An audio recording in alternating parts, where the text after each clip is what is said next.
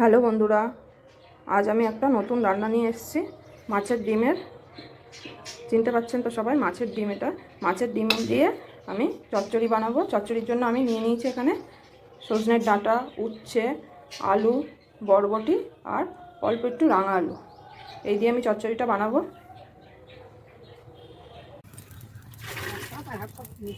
দেখুন বন্ধুরা, আমি কাঠের জালে চলে এসেছি চচ্চড়িটা বানানোর জন্য। তেল দেওয়া হয়ে গেছে কড়াইতে। এবার ডিমটা আমি ভালো করে ভেজে নেব।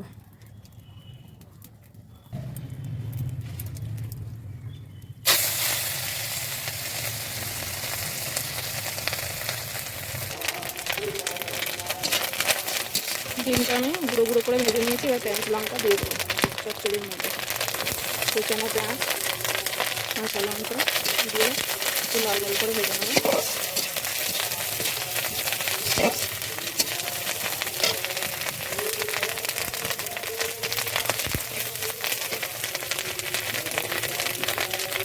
উচ্ছেগুলো দিয়ে দেবো। উচ্ছেগুলো আগে ভেজে নেবো।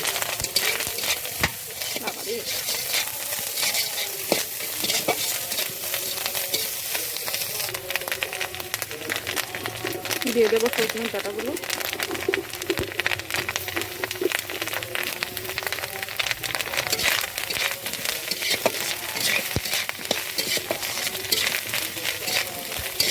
দিয়ে একটু ভালো করে নেড়ে চেড়ে সব সবজিগুলো একসাথে দিয়ে ভালো করে কষে নেব।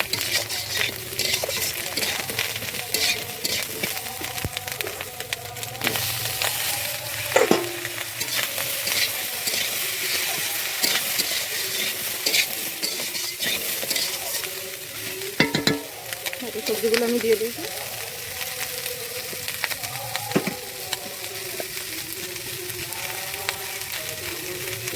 দিয়ে দেবো হলুদ গুঁড়ো,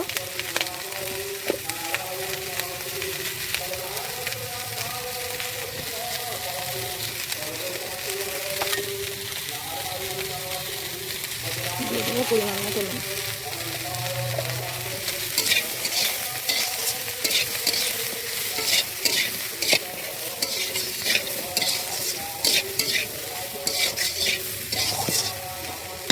দিয়ে 5 মিনিট আমি চাপা দিয়ে রেখে দেবো।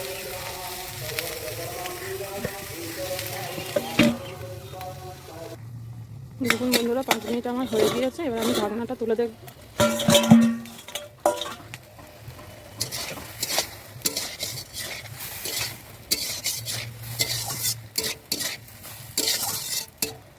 কষানো আমার কমপ্লিট। এবার দিয়ে দেবো জিরে মরিচের গুঁড়ো ভেজে রাখা।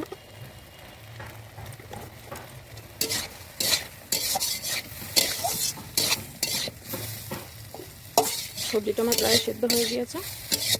আর দিয়ে অল্প পরিমাণে জল দিয়ে দেবো যাতে ডাঁটাগুলো ভালোভাবে সিদ্ধ হয়ে যায়।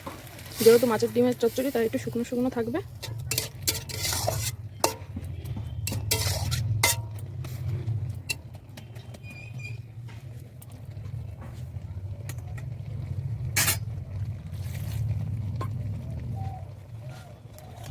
আর চাপা দিয়ে সেদ্ধ করে দিতে।